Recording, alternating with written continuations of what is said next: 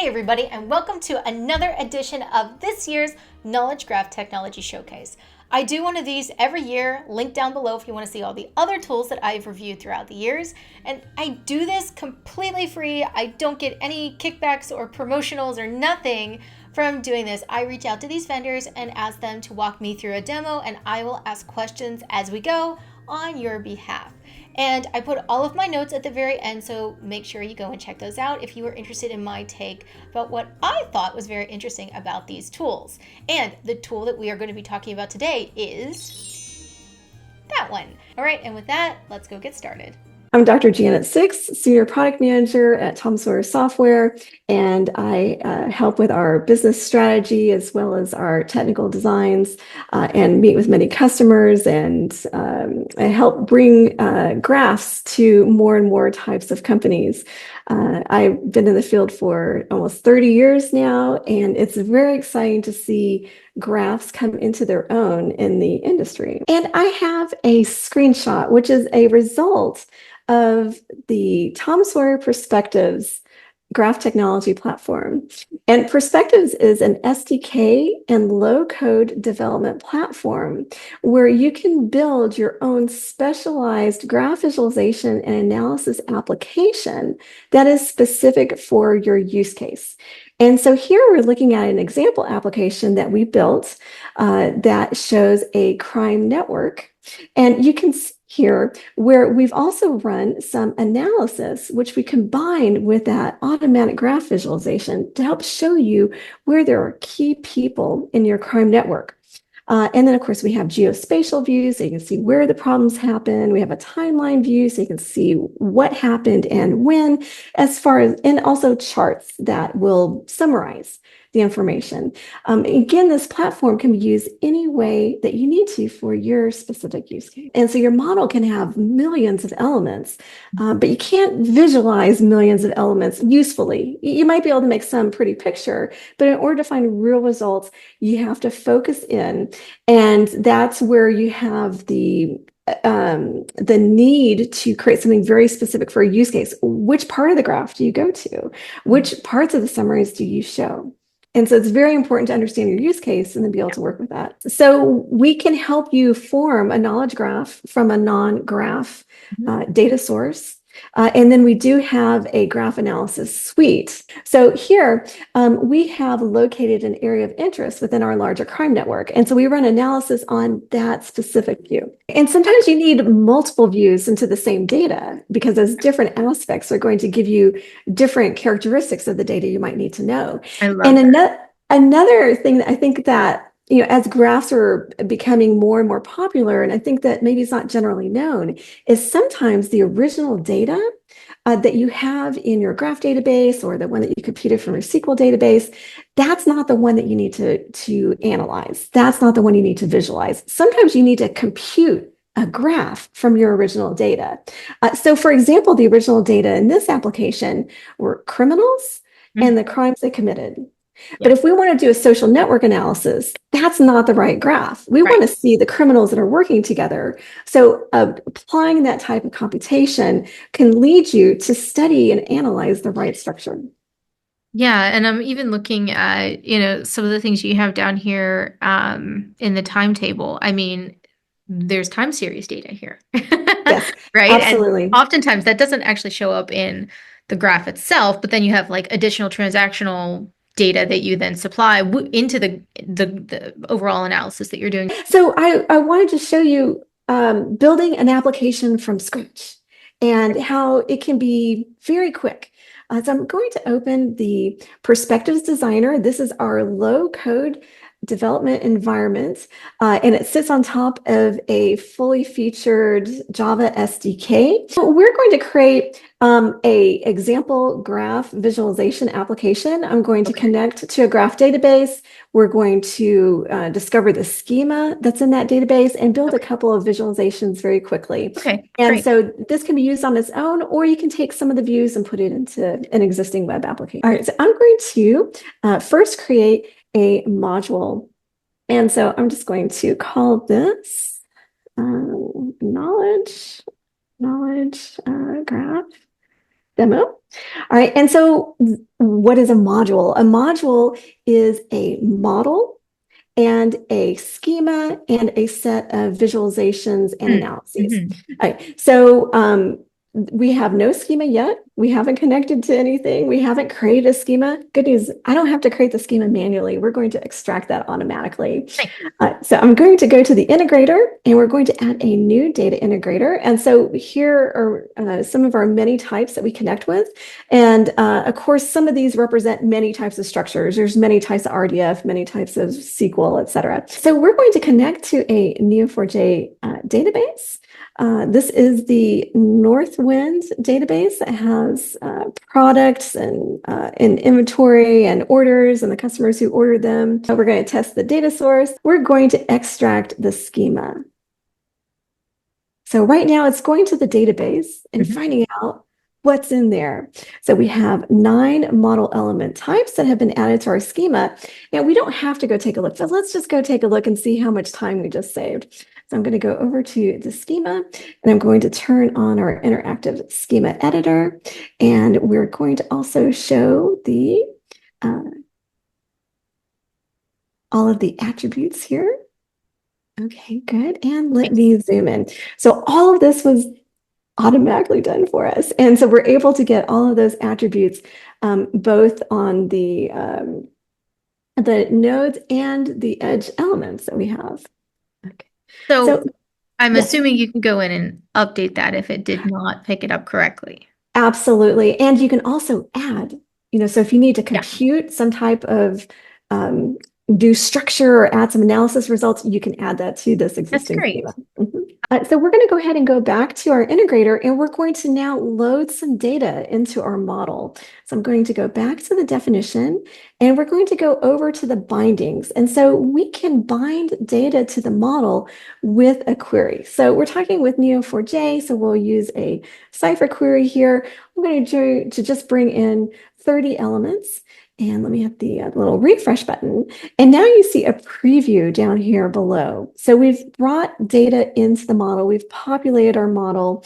This is not our final visualization or anything, but we can see that we now have data in the model. Okay, so now that we have data in our model, let's make some visualizations.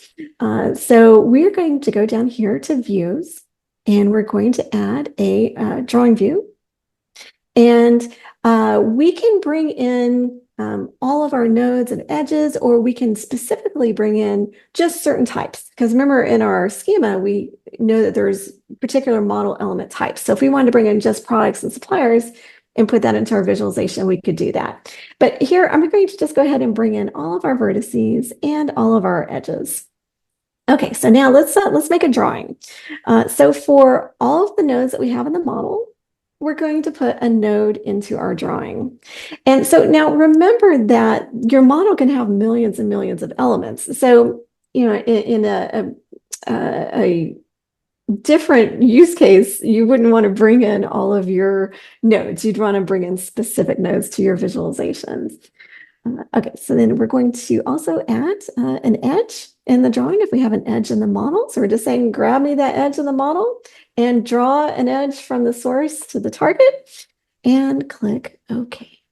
All right, so now that's our drawing view. If I wanted to go in and update, different shapes, colors, images, and so on for our nodes, we could do that here. We also have a node UI editor. So if you want to do something with status and turn it red if it's down, or you want to have, more detailed from the attributes. Anyway, you could do all of that here. So we have our drawing view. Let's add a couple of other views here. So I'm going to add a table view. Okay, and so we're going to just bring in the products to this table. So we're not looking at anything else in the model. We'll just say, bring me just the products.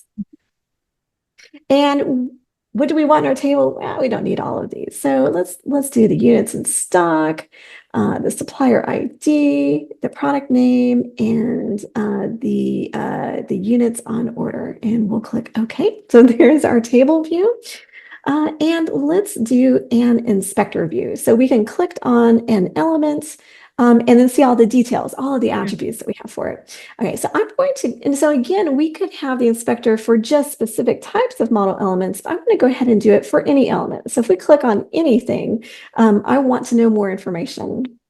And so we have this ability to include attributes dynamically. So as you can see here, this is again what we saw in our schema. There's a lot of attributes here. I don't want to have to build some type of inspector that has all of these attributes individually, sometimes for a product, sometimes for a supplier. I just want to say, hey, find out what you're highlighting and show me those attributes. And that's what this attributes dynamic is. So it'll know it's a category or a product or supplier and automatically show me just those attributes. We also can make attributes editable. So if you need to, like for example, we have a supply chain example. And let's say that one of your suppliers can no longer produce one of the elements for your product. You can update in your inspector, this is 0 units available, and it will update your supply chain and show you problem chains and such. Okay, so I'm going to press OK. Okay, great. So now we have 3 visualization views. Let's build a dashboard. So I'm going to go to our view layout. And so we're going to just show how things are going to be arranged on the screen. So I'm going to add the drawing view, and then I'm going to add the table that we just created. Okay, good. And we want the table over on the right side, and I want to make this. And so, we can add more views, of course, and we can have tabs and, tab through different tables. And, if we had different, anyway, if we wanted to, we could do more. But today we're going to keep it simple. Okay, so now I'm going to open our web previewer, and we're going to take a look at our first result. So, we connected to the graph database and we populated our different views. So we have our different nodes here. You see I highlight something, I see all of the details down here in our inspector. We have our table view over here. The views are synchronized. If I click on a different element, it's going to take us to different parts of the graph. We didn't spend time today on the drawing templates, but I could have very easily said, show me the product name, show me the supplier name, and change the shape, change the color, and that would be all here. Now, what I would like to do is to go back to the designer and show how we can add an interactive way to load specific graph patterns. No code, and you don't need to know Cipher or Gremlin either. Oh, goodness. That is a welcome addition. Okay, so we're back in the designer. So now we're going to add that no-code query builder and the ability to load neighbors. So I'm going to go back to our drawing view and to our behavior section and go to our toolbar and our default toolbar. So these were the items that we saw above the drawing view with the different layout styles and such. So we are going to add a couple of new items. So first, I'm going to add a separator because we have a little new section on our toolbar. And I'm going to now add a query builder. Okay, so now these are predefined actions that come as part of the designer. There's many things that we can do here. We have nested drawings. We haven't talked about those yet. Those are pretty exciting, the different layout styles. You can open a dialog window that has its own view in it. So you can open a dialog with another drawing view, for example. So like if you wanted to select an item in your computer network and then open a new dialog with a new drawing view that shows like the subnetwork or problem reports, etc., you can do that. But today we're going to go ahead and add the query builder. So I press this, and it's already populated with me with the type of advanced pattern matching we're going to do, and it knows to send a new query to our Neo4j integrator. So I can just take defaults here.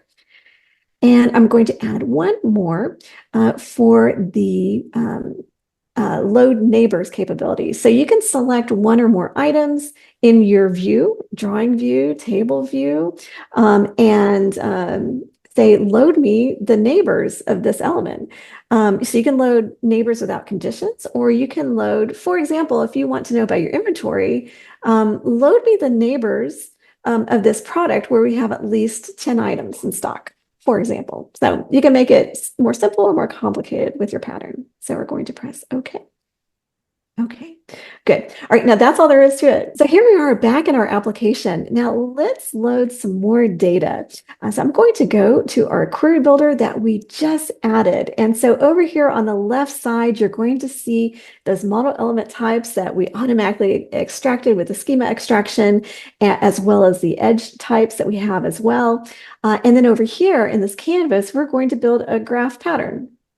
So we're talking about products and orders. So let's go and click on purchased. And so we can load customers and the orders that they made. But let's find out more. Let's find out what was in the order. So I can add a edge and node here, and we can also load the products. And let's do that. I'm going to click OK. So no Cipher or Gremlin needed when you're using this capability. It's a visual, yeah, it's a visual query builder, so you can just do it on the fly with the information you have available. Right. And so here we were able to interactively load that new data. Nice. You also can add conditions here. So if I wanted to find orders that happen for a particular state or on a particular day, we can go in and we can add new conditions. And again, Nice. I didn't have to add any of this. This is all automatically done with the schema extraction. It populates everything for you. I'm not going to take the time to show this today, but we do have this capability to generate web application code. I can click this button, answer a couple of questions. It'll automatically create me scripts and other needed files that are needed for build, and then also for quick deployment to Docker, Kubernetes, and AWS Terraform environments. That's great. I'm glad to see that too. Okay, so I have here our microwave network example. This is an application that we built with Tom Sawyer Perspectives, just to show some of the capabilities. We're looking here at a communications network. And so the nodes are antennas, and then we have the relationships between them. The coloration that you see is related to the status, how much bandwidth is being used on this connection, and such. So the original data didn't say draw me a red edge. The original data showed you, well, how much bandwidth is available, how much bandwidth was used.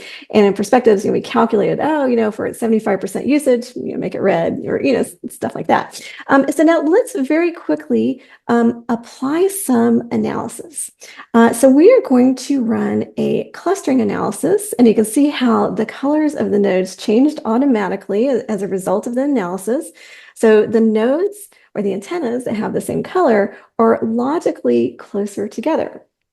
Okay, now let's take this one step further. We want to see a summary of this network. What does our communication network look like at a high level? So we are going to take the elements that are the same color and put them into their own nested drawing. So I'm going to group the nodes by their cluster, and we'll reapply our layout. And so now we can see that all of the elements with the same color are in this nested structure. Okay, so now let's take this one step further, because we just want to see high level what's going on. So I'm going to select one of these nodes, and we could drill down, go to the child. We can go just to that element. But what I want to do is I want to collapse everything, so we see the backbone of our network. And so now we have the backbone of our structure here. We can interactively expand elements as we like. We have some customers who like to do this automatically. So you can do this type of navigation interactively, or you can automate it as well. Nice. I didn't think that's where you were going with this, but as soon as you did, I was like, oh, that's very useful. This is new. So we just released in July, and we have another release in November. So I imagine that's out now. So this is a no-code graph intelligence application that we built with Tom Sawyer Perspectives. And so this product connects to graph databases. And then you can do that interactive exploration. And so I have an exploration that I was working on previously. So let's go ahead and we'll take a look in here. So again, we're working with the Northwind data. We have products, they're parts of orders, and those orders are related with customers and so on. And so I'm going to zoom back out. When I started this project before our call, I was able to automatically extract the schema. So again, let's take a look at that. So we have the schema here. And if I want to run a query, I can use a query builder like we were using earlier. I can also select some items here saying, I want to see some suppliers, products, and their categories. And I can say run query. I can change this particular query if I want. So we can go to product. We can add a condition. And let's say that we want to have something, we have some units in stock. So let's say if the units in stock, and I can choose, a conditional here is greater than 5. So we want to have, bring me in products where we have 6 or more of them in stock. I can add more conditions if I wanted to here. I press OK. We have a little filter showing us there's a condition here. Press OK. So again, no cipher, no gremlin needed. And we'll go and add more information to our visualization. And we have several different layout styles. So let me just go through a couple of those here. So we have the bundle layout, where we can intelligently combine edges. So let me zoom in here. And with this bundle layout, so bundle layout was developed here at Tom Sawyer. It's unique to Tom Sawyer. It gets rid of the hairball. That's why this particular technique was created. Because if you have a very dense graph, you get all the edges on top of each other, and how do you best show information usefully in a small space?